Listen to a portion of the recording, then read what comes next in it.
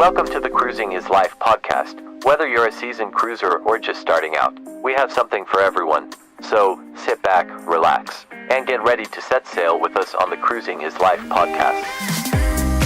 All right, hello everyone. Welcome back to the Cruising is Life podcast. Hope everybody is having a great week so far. Happy Wednesday. And it's our, of course, midweek podcast. How's it going, Justin? Welcome back.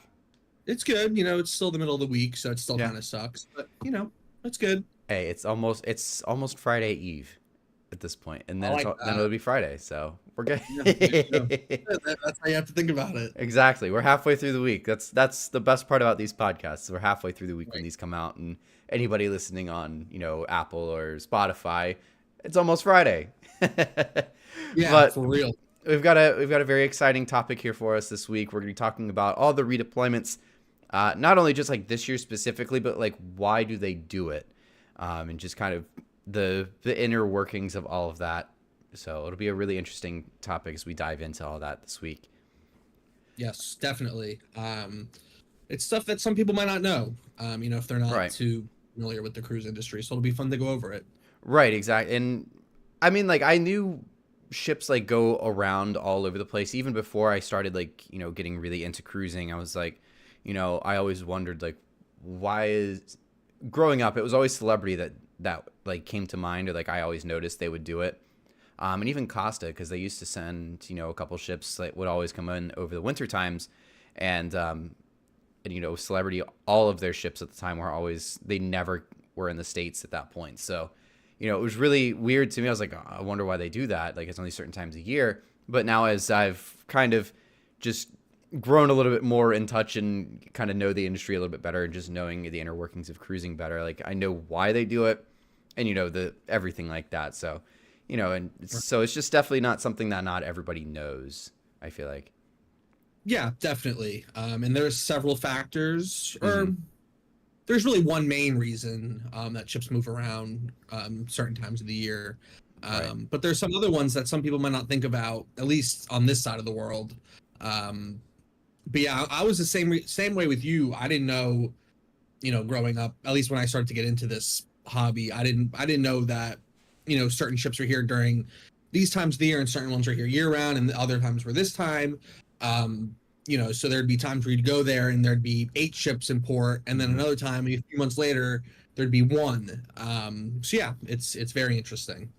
Right, exactly. Like in the Caribbean, and I feel like we're going to focus more on the Caribbean specifically, just because, that's where we cruise. But this really is a worldwide type of thing. This isn't just Caribbean cruises. This goes for everyone and everywhere. It's always this certain time of year, and we're kind of doing the podcast right now because we're in that transition phase. There's a lot of transatlantics going on right now. There's a lot of trans-Panama canals going on right now, and just all over the place.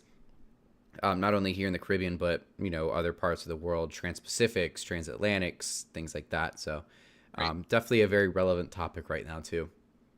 Yeah, for sure. This is one of 2 time periods where this takes place. And this is the bad time for us, because this is when we start losing everyone. So right here in the United States, at least, in the Caribbean, this time of year in April and May, we're losing everybody. Whereas October, November is when we get excited again, because here in, especially in Florida for sure, we start getting everybody back. But yeah, I mean, come even like early October or mid-October, sometimes there's a few that come back. But by like halfway through November is when we start to get pretty full. That's kind of the time frame for us, getting busy again with the holidays coming up, and people being or kids being out of school, and parents like to travel that time of year. So it's a good time. Right, exactly. And this year is going to be, I feel like this summer is actually a little bit busier than in the past. Just focusing on Canaveral specifically, just because it's always top of mind. That's kind of our home port for the most part. So, but like for Canaveral, this is kind of a busier summer. We're going to have 3 to 4 ships every weekend on both days, or either day on the weekend, which is, not a lot compared to what we get in the wintertime. This coming winter season, we're going to have 6 every single Sunday, or every single Saturday, and 5 every single Sunday at least. So Definitely busier, especially in the winters, but not a terrible summer here for us, at least not in Florida. Yeah, this is especially this coming, this summer we're going into, seems to be one of the most busiest ones that I've seen in a while. I mean, Hmm. typically, at least in Fort Lauderdale and I guess even Port Canaveral back in the day, you would have what, one, two, maybe three ships year round, Hmm. at least during the summer. And they're usually, older ships and mostly at Carnival and stuff like that. Right. Um, so yeah, it is definitely one of the busier times. I think in part it's because there's just so many ships out now. Right. They're building so many that they kind of just, they have so many more options now. But Right. yeah, it's good to see for sure, but it's definitely something unusual. Right, exactly. And the industry is just booming right now. There's so much demand for it, and there's so many ships now, which is great.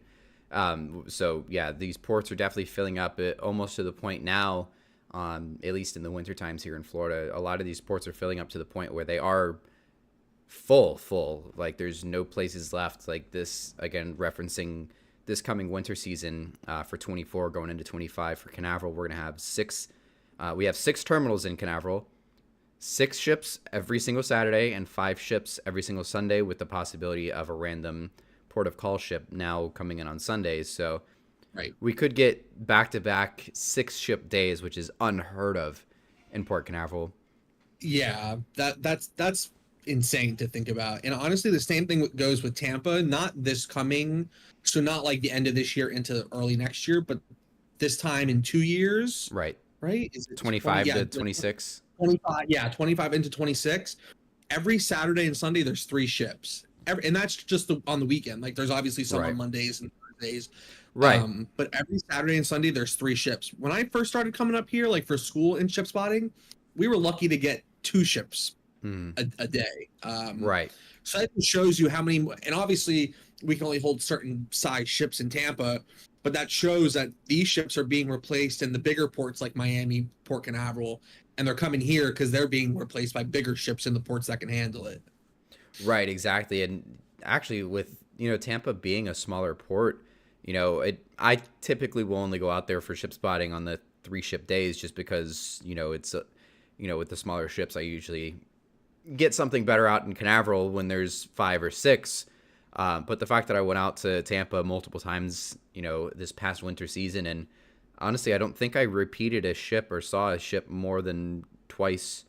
Um, I know I I don't saw think the I saw the Pride over the summer, I think maybe, I think I saw the Jade twice over Right. the span of it all. But like, I Right. saw the Radiance, I saw the, what is it, the Enchantment, I saw the Mhm. Constellation, I even saw the Carnival Spirit of all things a couple weeks ago, which was really cool. Yeah, that Carnival was Pride. awesome.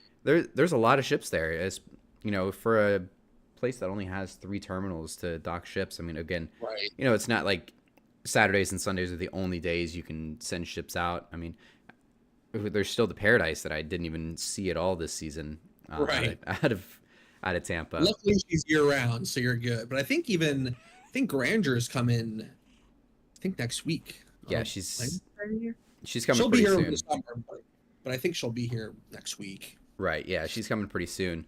And then in the Canaveral, all these ships on Saturdays and Sundays, we still have sometimes there's six ships on Mondays. Usually with Yeah. port of calls, there's one or two ships that'll come in as port of calls. We're getting the Carnival Glory this year. It's not necessarily a new deployment, but it's replacing a ship that's already there. So it's, you know, I guess this time of year is a really big time for shuffling. And I see Steve is in our chat. He's actually going on Ovation in 2 weeks, Oh, which yeah. is a reposition cruise, which is, I believe he was saying it's a Honolulu to Vancouver, which is really cool. Must be nice. Yeah, come on, Steve. Come If I can on, get my Steve. cat out of the camera here. She's trying to walk all over the desk, and there's no space for her to be walking all over the desk. Um, Come on, cat. but yeah, I mean, so I guess as far as like, where some of these ships are going and things like that, specifically Royal Caribbean has a lot of ships that go over to Europe, and it's weird that Carnival is one of the exceptions to this topic because Carnival normally doesn't go over to Europe. They don't normally do this. Usually their ships just kind of stay where they're at year round. Right. So it's mostly focusing on Royal Caribbean, Norwegian, things like that. But with Royal Caribbean, they got a lot of ships going out transatlantic right now, either this week, next week, over the next 2 weeks. And those are all going to go over to Europe. Odyssey of the Seas is on its last sailing right now. It's going to leave for transatlantic on Sunday. Yep. And a Celebrity Ascent just left last weekend on Sunday, or I guess on Sunday, a couple days ago. She went on her transatlantic. Most of the Tampa ones left that aren't going to be here over the summer. We actually saw the 3 of them leave that weekend. Right. Oh yeah, that's right. That day in Tampa, it was the double Spirit class day, which is really cool, by the way. But all and 3 Spirit ships went to Alaska, right? Or over there. Yeah. And then Pride went to Norfolk, supposed to be Baltimore. We don't talk about that. And then exactly. And then Jade went over to Canaveral, which is awesome. That's which really is cool. Weird, but it's a weird summer deployment for Norwegian. They definitely don't ever do that. So I was kind of surprised, and the Jade of all ships is what we got too, which is kind of odd, but I'll take it. Yeah. I'm just glad we're getting a Norwegian ship this summer. Because last year we didn't have anything. Yeah. And then I think, was it the year before we had Getaway because of the redeployment because of Russia? Oh my God, that was such a weird summer for her because she really spent was. She was all over the place. She spent like 3 weeks in Canaveral, then went back up to New York for 3 weeks, and then she came back down to Canaveral for another couple weeks, and then if I can get my cat to stop knocking everything over, come on, cat! I'm gonna have to lock you out next time. But don't do that. Yeah. But yeah, she spent like 3 weeks in Canaveral, 3 weeks in New York, then came back down to Canaveral, then back up to New York. That was a weird summer in 2022 for her. Yeah, but it'll be great to have a Norwegian ship, especially the Jade, because that one's not here too often. Yeah, so it'll be great to have her in Canaveral, and I think in Fort Lauderdale, Celebrity Beyond is staying over the summer, which is like unheard of for Celebrity. Right, exactly. Actually, you know what? It's not, because there's always one or two. Yeah, it's more frequent now, but especially for the bigger one, for Beyond to be there. And then I think Enchanted Princess is staying over the summer, which is that's crazy because they usually have Princess never does that. Right. I think just in the last year or two they started doing Caribbean Princess over the summer. So it'll be great to have a big one. That'll be really cool. Right, exactly. And so I guess to kind of transition to why they do it, especially speaking of the Caribbean in particular, it's kind of not necessarily the height of hurricane season. That's kind of more September, October.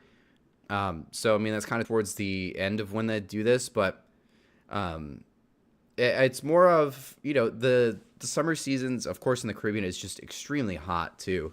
And you also have just different areas are more suitable and more, just better fit for the summer months. The Mediterranean does get cold over the winter time, so not necessarily the best cruising climates. So from October to April, in those months, usually all those European ships, or at least the majority of them, there's some European cruise lines that just stay there. But in that sense, it's kind of a temperature thing too. Yeah, and it's funny you brought up the hurricane thing because that's what I was going to say earlier. And it's obviously not the main reason for it. It's just a summer thing with Europe. A lot of people go to Europe over the summer. So that's where they want a lot of their ships, and a lot of people travel, within the United States and to the Caribbean during the winter season, just because you don't have as much time off. Right. At least for the kids or whatever. But yeah, the last thing you want is to have 100 plus cruise ships that are usually here during the winter time, probably more, all in the summer in the Caribbean, and have a Irma-sized hurricane come, right through the middle of the Caribbean. What are you going to do? Like over the summer, it affected me last summer on Harmony. We had to go to Costa Maya and Cozumel instead of St. Thomas and St. Kitts because of a hurricane. And that's fine, 1 or 2 ships here and there move over, no big deal. What are you going to do if you have a hurricane that goes just right in the middle of the Caribbean and you have 100, cruise ships just floating around? They can't all go to these same places. So I think that is taken into account a little bit when it comes to deployment schedule. A little But it's bit. really, like you said, like, temperature wise and just where people traveled certain times of the year. So Right. it's pretty strategic. It's kind of crazy. Yeah, it's on. They've got it down to a science, which is the crazy part. Like most people to the naked eye, you don't notice something like that, but it's all done like to a T. All the T's and I's are crossed and dotted, and they know exactly where every ship is going to be at every time. I mean, so do we, but that's because we're nerds. But Yeah. but like normal for us to know. when it comes to just like general itineraries, like you're never gonna see the same ships like on different. They're always there on the exact same days. Like I could tell you, I had one of the maintenance guys in my apartment complex was like, oh, I just got back yesterday, and it was I think it was like a Thursday or something like that. It was like he was changing the water filter or something like that in my fridge. It was like a Friday though. He goes, oh yeah, I just got back yesterday from a Carnival cruise. I go, oh, cool. Like, where from? And he goes, oh, Canaveral. I go, oh, like I immediately knew it was the Freedom. The Freedom is the Right. Yeah. like Exactly. I knew that off the top of my head. Like I wasn't gonna say that just because the guy would have been like, what? But like like so Thursdays obviously it's a 4 and 5 night, so it's either the Mariner or the Freedom. Then you. Right. Then he specified, oh, it was a Carnival cruise. So then I immediately knew it was Freedom. So like, it's just weird how like to the T everything is done with the industry, and it's like that when it comes to these deployments too. Right. And then kind of like you mentioned, with all the ships, if even during the summer, if like there is a big hurricane, like you mentioned, like on Harmony last year for you. Usually these Caribbean ports will look like in the middle of the winter season, and that one side of the Caribbean. Yeah. Because like Cozumel will fill up, for a couple days if there's something over in the Eastern Caribbean. It's right. And it's part of why they do it, but it's funny how those ports will fill up just randomly if there's a big storm in the area. Right. Yeah. Exactly. So. Yeah, and again, it's not necessarily for hurricane season, but because that is more towards the end of it all, but it is a factor for sure. Yeah, absolutely. And then we've only really touched on Europe, but there's also Alaska is part of it too. I mean, like we mentioned earlier, we saw the Carnival Spirit the other day. It was heading to Alaska whenever we saw it leave. Yes. And that reason is specifically because of weather, right? Because it's just too darn cold any other time of the year, right? Even in the summer, it's kind of cold. So. Even in the summer, I mean, people say, "Oh, it gets up to 70, like the low 70s during the summer," and I'm like, "It's low 70s right now." I've got a hoodie on. I'm also from Florida, but you got a long sleeve shirt on. We're also the legendary Florida man, but yeah. True. But don't mess with us. But to that point though, I mean 60, 70 degrees is pretty chilly for the summertime for most people. That's pretty warm for summertime in Alaska, but right. You're just not going to be able to put ships in Alaska. It's not possible. There's going to be too much ice and things like that during the summertime. Or during the wintertime for Alaska. Right. It's just not safe to be, going through those waters. It's also just not ideal. Nobody wants to go on a cruise and be freezing the whole time. It's true. It's uncomfortable. I mean, that's at least not the main reason to cruise, at least. I personally wouldn't be. Alaska's an exception, and of course it's in the summer for this very reason. But, I'm not going on a cruise to go into 30-degree waters, Yeah, for sure. But... that's one of the main things, and a lot of the ships here in Florida, they'll go from Florida or Galveston or wherever they are. They'll make their way over to Alaska through the Panama Canal. We've also got over the last 4 or 5, 6 years, I guess now, there's we now have the expanded locks in the Panama Canal, which is something that we've always used to have an issue with. Prior to it was always such limited abilities to go there. And I feel like that opened up a whole new can of worms and just a whole new thing of possibilities here, really, for for cruising, for Alaska, and just for for everything in general, really. Did Navigator go through them? Is Navigator too big? Navigator will go through. I don't know if Okay. she. I'm pretty sure she did. She didn't take passengers if she So did. long now. Right, exactly. Right, I think that's what it was. Because for those who don't know, I did the Norwegian Bliss, which is her and her two sisters, or I guess Escape can't do it because of the lifeboats, but You're right. the three sister ships, Joy, Bliss, and Encore, they're all the biggest to ever go through the locks as of right now, or at least the expanded locks. But I was on the Bliss the very first time it ever went through, which is quite the experience. Right. But yeah, so like now you can get. It used to be that you couldn't get anything bigger than the Carnival Spirit. Like that was the biggest you could get in there. That's crazy. That's inconvenient. Very It's inconvenient. extremely inconvenient. Now it's now you get a ship that's the Norwegian Bliss. The Bliss will do it a couple times like throughout the year too. Yeah, there's like a month and a half where they just go LA to Miami, Miami to they just go back and forth. It's very weird. Right, It exactly. used to, like not be a thing. It used to just be specifically to reposition the ship, but now they're like, nah, this is a cruise now. Speaking from experience, the Breakaway Plus class ships, which I'm excited to be going on again, by the way. Yes.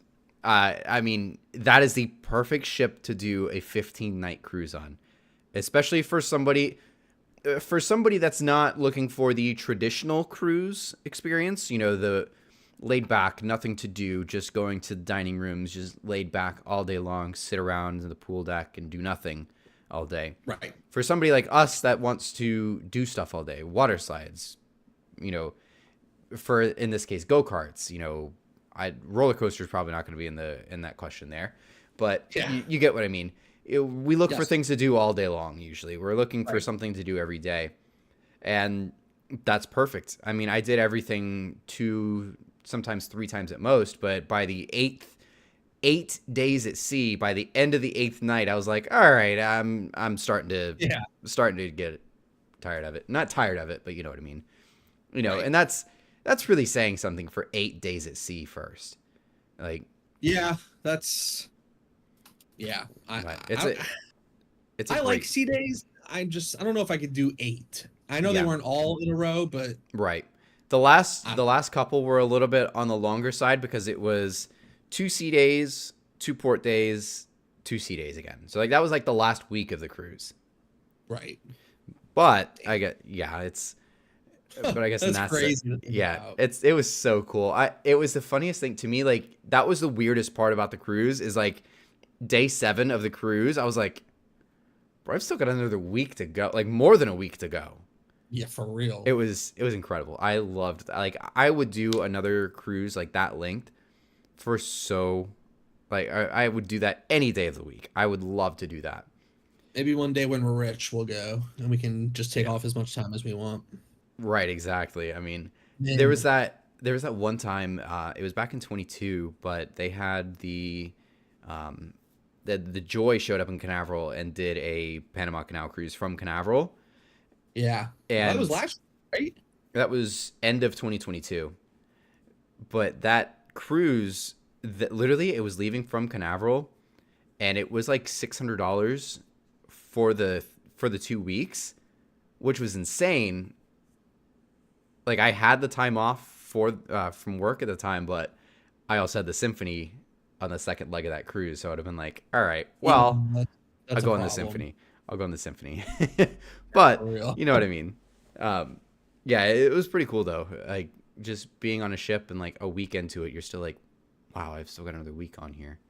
Right. And that's also kind of the advantage to these repositioned times. You get a longer cruise experience. Yeah, there's usually a lot more sea days on these repositioned cruises, and they're not as convenient is the thing. And that's why a lot of these repositioned cruises this time of year are so cheap too. Yeah. Oh, sometimes they're ridiculously cheap.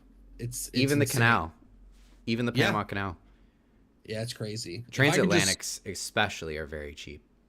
it's really just work and why I wouldn't be able to. I'm not able to do stuff. I would love to do. I mean, I know I don't like all those sea days, but like I would do a transatlantic just to like do it. Like that'd be Just to so do it. cool. Right. Again, Like, there's such a long list of cruises that I would do just to do, regardless of like what ship or where I was, like what it was doing, how many sea days, like things like that. Like there's just, a list of cruises that I want to do regardless.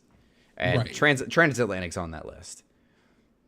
Yeah. I agree. Transatlantic, Australia, Asia, like even Alaska's on that list. I would like to do Alaska eventually. Like, yeah, it's it's funny. Out of all the places that are like on my bucket list, like everybody's like, oh, Mediterranean cruises, and like there's such this hyped up thing, and I'm like, bro, that's like on the bottom of my list. Like I want to do Australia and Japan more than anything else. And I would love to do Australia. yeah, my grandparents did speaking of reposition cruises, they did a 47-day on Norwegian Jewel, which is unbelievable.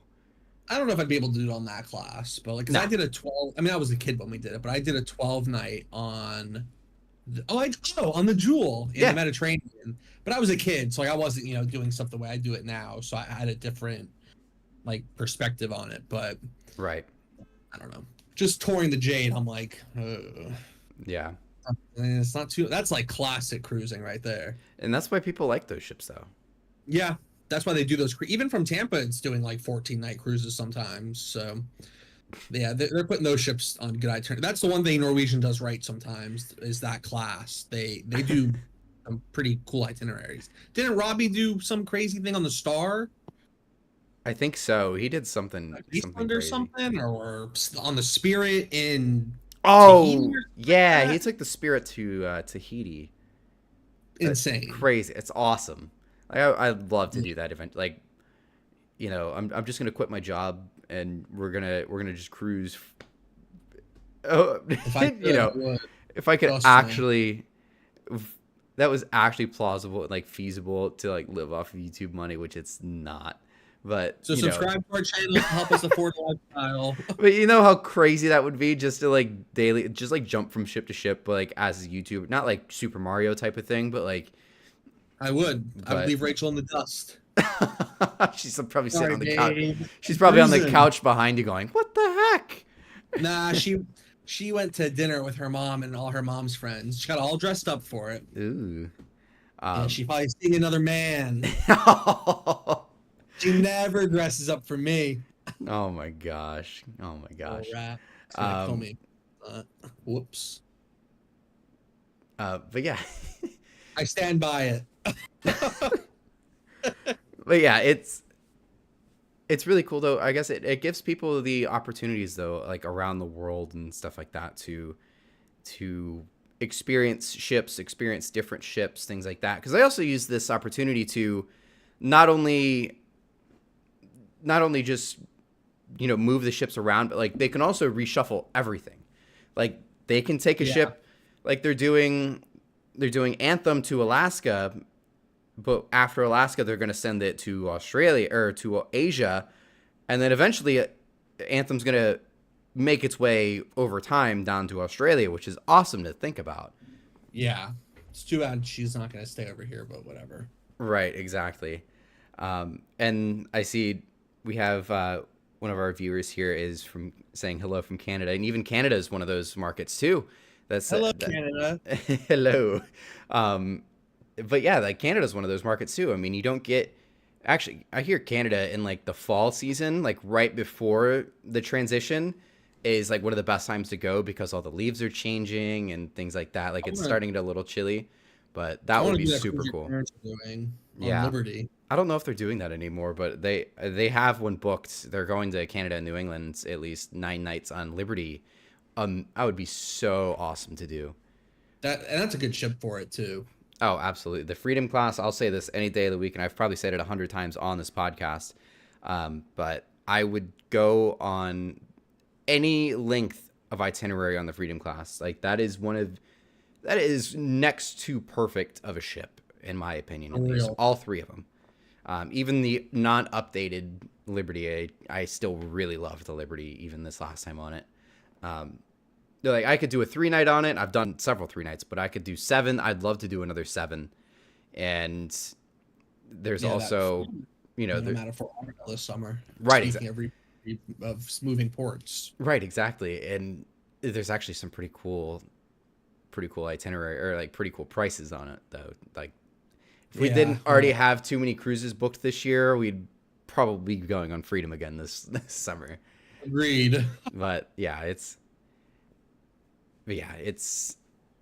pretty cool how they're able to do that, and now even New York is like becoming a summer destination, not only, when it comes to, sending things to Europe, Australia, Alaska, whatever. Now New York is a place too, whether it's they're going out to Bermuda cruises over the summer, whether they're doing, again, the Canada New England cruises, which is really cool. And even now they have an Oasis class, now it's Symphony, but yeah, that shows the commitment right there. yeah, exactly. They're putting the Symphony, and it's coming down to do Bahama cruises, 7-night Bahama cruises, which is kind of, in my opinion, probably not the best, but at the same time, if you're getting on an Oasis class for 7 nights, I don't care where it's going.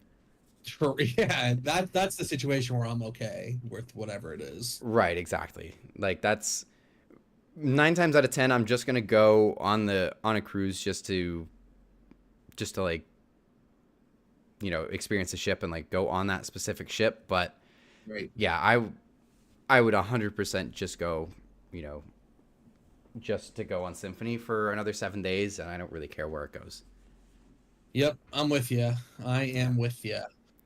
So I guess with that, what's like one reposition that you would love to do, or like one that you've always wanted to do? Is there anything in particular? It's a good question. I mean, I would definitely love to do like a transatlantic, because that's such like a classic. Mm-hmm. Like that's like a staple for the industry, like even Right. for the That's industry, really like what they used to hundreds of do, years like- ago. Right. So I would love to do something like that. I mean, the Panama Canal, I think probably the Panama Canal is like the top of my list. Just going like up and down in those locks it's pretty cool to see. I know it's like really slow and stuff, but it's kind of a unique experience. So Oh, it was so I'll say the cool. Panama Canal.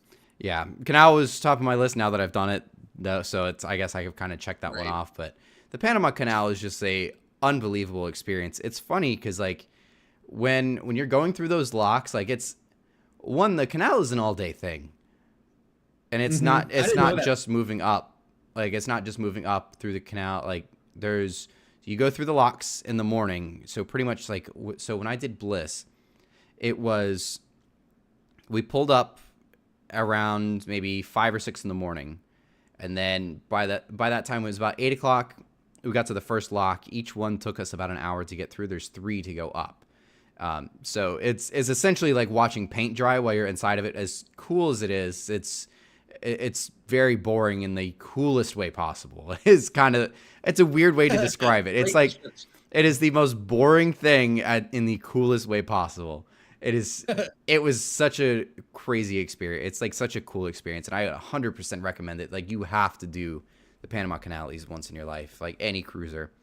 It's like one of those like man-made wonders of the world too, like at least for the canal specifically.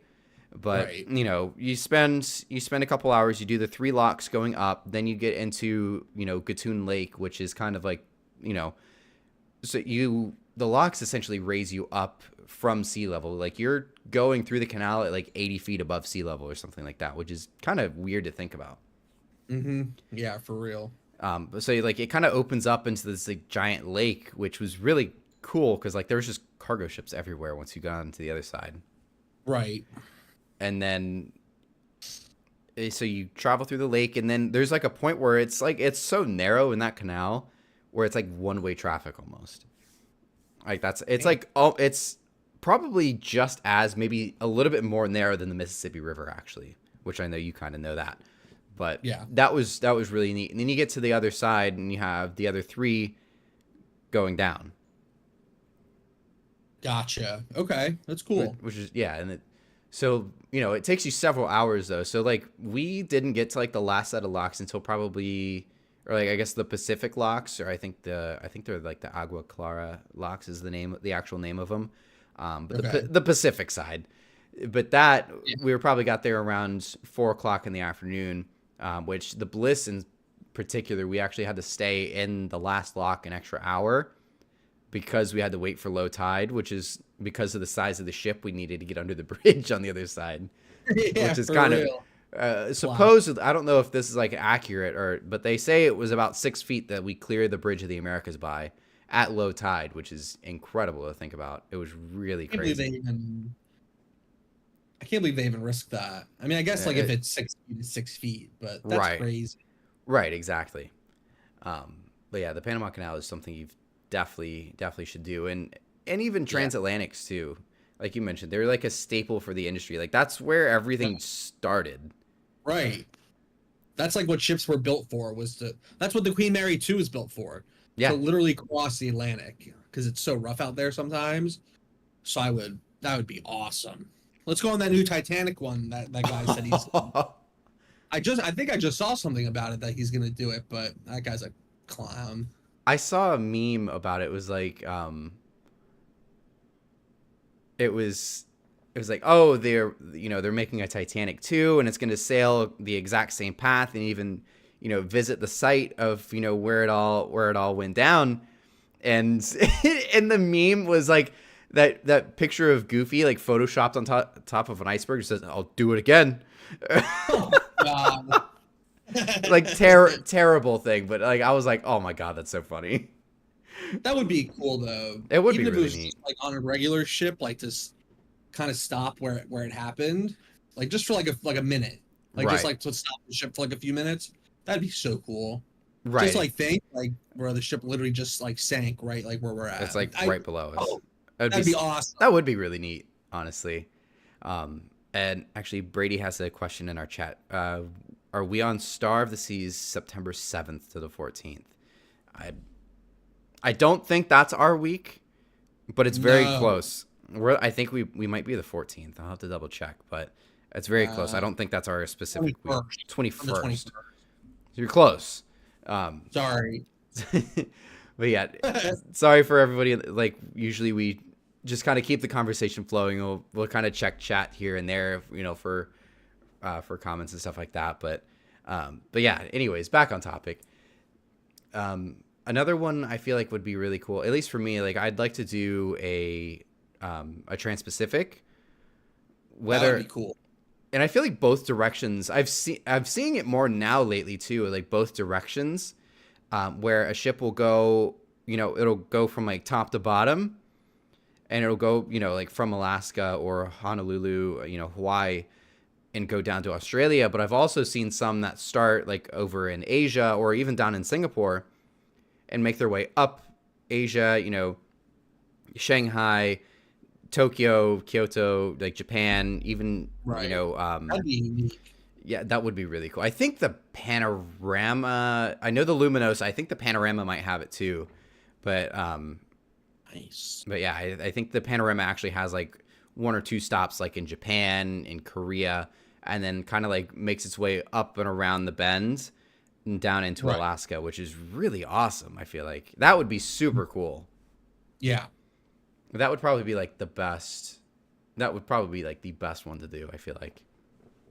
Oh, for sure. That's something that, you probably would only do something like that once, unless like you're out of your mind. But in like a I mean, good I way. am, but like, Right. Like cruises like transatlantics, like especially Once if in you a live, like, lifetime. the East Coast, like even that like might not be like maybe just I feel like that's a lot easier to do than like going to Japan and doing like a crazy like crossing like that. Mhm. So when you get into cruises like that, it's they're so worth it. Right, exactly. And I'm glad cruise lines offer Stuff like cruises that. like that. That's I unique. it's not necessarily a reposition cruise, but my bucket list is to do the Spectrum from Shanghai that circles Japan. That is my bucket list cruise. Yeah, that would be cool. You know how bad I want to go there, but Well, no, I but- might have to skip that one. bro likes to bully That might me. be a Soto cruise. But like, that's like such a neat like cruise that you could do. And obviously there's very minimal English speaking on that, so where it makes it a little bit tougher. I definitely am not. I'm not fluent in Japanese, so I could definitely get by, but I'm not fluent by any means. But would it sailing? You can get us through. I could at least get us through, but I think sailing out of Shanghai, it's primarily Chinese, so I guess it's Yeah. it's not all the same, but it's kind of all close together, so there's still kind of like that mix. Right. But yeah, that's like kind of my bucket list, is to do something out of Asia and going up to Japan and like circling around I'd have to. It's like one of those weird ones for me where I'd like to do a land stint of it too. Like I'd have to, if I'm gonna go visit Japan, like I want to do the cruise, and then once I get off the cruise, either before or after, spend a couple days on land, experience the country, like experience the island, and then do the cruise itself, and then kind of do all the cruise related activities, because especially a place like that, like you can't see that in a day. Right. Yeah, for sure. I had a friend that did that years ago when Quantum was like first got over there. That's really cool. I think they flew out and did the cruise first, and then, but they like, whether they did the cruise or the land trip first, they flew there, did it, flew home, and then flew back like 3 days later. Oh, that's really weird. Yeah, but like, this is the same friend that went on Oasis, like, had a Crown Loft suite within the first 3 months of her stay. He went like in March of 2010. Oh my God. Yeah, exactly. He used to be my neighbor. That's crazy. Then we moved. Okay. I hate it. Birds asked if we've ever been to St. Kitts. Yes. Yes. It's been a very long time for me, but yes. I was there. I was supposed to be there last summer, but we went on the Allure in 2017. It was okay. I wasn't a fan of it. We did like ATVing up some mountain volcano thing. That was pretty cool, but that's kind of sick. The general port area is okay. Yeah, that's kind of cool. Yeah. Brady says Brandon the bilingual barker. What can I say? I'm nothing. I'm a cultured man. I know English, Spanish, and Japanese, my van. I think it's like a certain part of the culture. but yeah, not that I don't know why. Like Japanese is like one of those most random languages to learn. Like Spanish, like you could use that because there's a lot of Spanish speakers here in the U.S. and obviously we're so close to Mexico and things like that. Right. But like Japanese, like there's rarely will you come across like some native Japanese speaker in the U.S. Like it just, I don't know. It's the most random language to learn, but I enjoy it. It's cool. Anyways, back on topic. But yeah, it's some of these would be really, really cool. Some of these would be really neat to do. And we'll kind of open up the chat here on YouTube, as we kind of start wrapping it up, though. Yes, if you have questions, please ask. I think next week we're actually going to do like a dedicated Q&A, so we're going to be a lot more in touch and in tune with the chat. Usually, given that it's a podcast, we usually try to just kind of keep the conversation going. That way, people on other platforms that aren't listening like live, they don't kind of miss or anything like that. But next week we are going to do a dedicated Q&A, which will be really fun. But yeah, it's I think this is a really exciting time of year for maybe for the rest of the world, but not right now. At least. Not for us. not for us here in Florida. We lost the Epic and the Escape last weekend or 2 weeks ago, and then brutal. We 3 ships. Fort Lauderdale lost 3/4 of their ships. Miami's just they don't lose nothing. It's crazy. Right. Like they still have on Saturdays Icon, MSC Seascape, Carnival Horizon, either the Horizon or the Magic, depending on the week. Right. Celebration on Sundays. Miami just doesn't slow down ever. Yeah, and they used to, like back in the day. They used to just have the weekend ships and the Destiny doing 4 and 5s, and now they've got everything doing everything. It's crazy. Yeah, it's crazy. I love it though. Miami just never slows down during the busy season. I mean, you could get how many terminals are there? I mean, there's going to be a point. I think when the MSC terminal is done, there's going to be a possibility of putting like over 10 ships in there. It's So ridiculous. 2 MSC, then Royals, and 2 Norwegians, and 3 Carnivals, then G is technically G, Royal as well. Royal, yeah. Then Virgin, and then the stuff on the other side, Which I think is just J. Yeah. But yeah. Which, for some reason, apparently there's now a new Royal Caribbean terminal going on the other side that kind of snuck its way into the news. Right. Nobody talked about it, which we'll do. We'll definitely do a podcast on that later on in the hopefully we'll hear more about it so we can have talk a little bit longer about it. But that's crazy. It's going around, so that's kind of the next big thing for Royal, I guess. Because that's huge. That would be huge if they opened up another crazy terminal anywhere in Miami. Yeah, right. And like Dimitri says, that Miami needs to fix the road system, to start fitting all that. It is bad. The tunnel is very, very nice when it's working and when it's open. But when it's not, it is chaos. Yeah, and they're redoing the whole 395 intersection down there. Oh, it's all ripped up. Is the intersection for 2 of the busiest road systems down there that take you to the port. Mm-hmm. It's bad. It's really bad right now. It's they need like getting on just 395 is the causeway, right? Yeah, 395 is what goes east-west. Like it parallels the Miami airport. Right. Okay. Like when you're on 95 and you get off to go to like the port, you get off the exit and you see those buildings there. Yeah. 395, that's like considered 395. Like once you make that turn. Right. If you were to go the other way, you'd go by the airport. Right. Like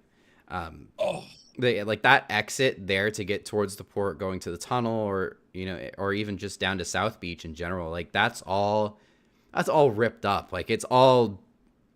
You know how my car is. It's not fun taking my car's front end is lucky to be still intact.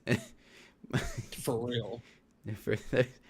I'm also a car guy as well, on top of all my cruises and video games and stuff like that. I have a lot of expensive hobbies, but if you stand up an iPhone, the top of the iPhone will stand taller than my front bumper. Yeah, that's not very good. It's not very good. Very dangerous. Birds. I have the Sport hatch, so I don't have the SI, but it's the same motor as the SI. It's a little bit of difference in horsepower, like slightly less. I think the main difference is that the SI has thicker rods for the engine, but I have the hatchback. It's close, but not quite. Right. But yeah, I have a lowered Civic. it's a very, very interesting car to drive. I have back problems driving that thing for more than a couple hours. I'm sure it rides rough, but it's fun. I love it. And anyways, back on topic. Brady's chats have been cracking me up today. Some of them I can't read out loud, but is he making fun of me? He's calling you fat like somebody did. No, I'm just kidding. Oh my god! I'm just kidding. I'm just kidding. Brady. He says, Brady says, Brandon can vouch that I'm absolute #1 fan within the funniest comments. By the way, speaking of I don't want to mention it, but I have a gaming channel where a bunch of degenerates over there, so I don't talk about it very often. The entertainment, the entertainment of the actual chat is worth the follow. My followers over there are worse than I am. And it's funny because the moderators are the worst ones. Yeah, and they're supposed to be the ones keeping it okay. Yeah. They're tearing it up. Absolutely. But yeah, the other night I had you on the TV. I was just editing. I am streaming over there after this podcast though. I'm playing Fire Emblem tonight. I don't even know what that is, but I will put it on for some background noise. Actually, it's a very fun game. Oh, really? Yeah. Okay. I think we just lost some subscribers. What's the gaming? Oh God, I'll put a link in the. It's the brand The bot. brand bot. I don't know. One of the people that I stream with, over there sometimes, is randomly called me brand bot one day, and it just stuck. I'll put a link in it in the chat. Good luck. That's all I have to say is good luck getting through a stream. It is not what you see here. But yeah, I'm streaming over there in about a little less than an hour. Literally. But yeah, it's a good time over there. Anyways, I feel like we haven't talked about ships in like 10 minutes, but it's fine. Oopsies. We'll just end it here. But anyway, so yeah, it's I guess an exciting time for a lot of parts of the world right now. Alaska is starting to kick off. The Alaska season's getting really crazy. Next year, Alaska's to be insane with 3 Breakaway Plus class ships going. Like all 3, Bliss, Joy, and Encore, all going to Alaska next year. It's ridiculous. My God. It's insane. That's crazy. Yeah, it's insane. Who else? I think we're getting the 2 Quantum class next year. We're getting Quantum and Anthem next year. It's gonna be really neat. But yeah, it's really cool. I love it. But Europe's gonna have a pretty cool summer this year and next year. I mean, Odyssey of the Seas is always a welcome one over in Europe. I feel like that would be such a good ship for Europe. Yeah, it is for sure. Because the Europe vibe. I mean, I don't know. It's been forever since I've been there, but I feel like they sometimes kind of have that Caribbean vibe in some ports. That ship's good for the Mediterranean. Right, exactly. I feel like that's the crummy part about the Quantum class, is because we don't get any of them in the US, and it's for that reason, is they are really good ships for not touristy, but like, adventurous cruises. Right. That's why they all went to Asia, all Australia. They're going to Alaska. Those have got to be some really good ships for Alaska. I feel like the Breakaway Plus are probably a little bit better because I know there's like the way they kind of like jut in and out with that class with the balconies. I feel like that kind of is a disadvantage. Not that the Breakaway Plus doesn't do that, but it's not as bad. But yeah, I feel like that class of ship would be so cool, and it's probably why they're so successful over in Alaska. Oh yeah, for sure. And of course, really good for Europe as well. So it's unfortunate we don't get them all or at least more than one in Florida, but it's probably for good reason. Yeah, probably. But yeah. Well. But yeah, that'll probably be.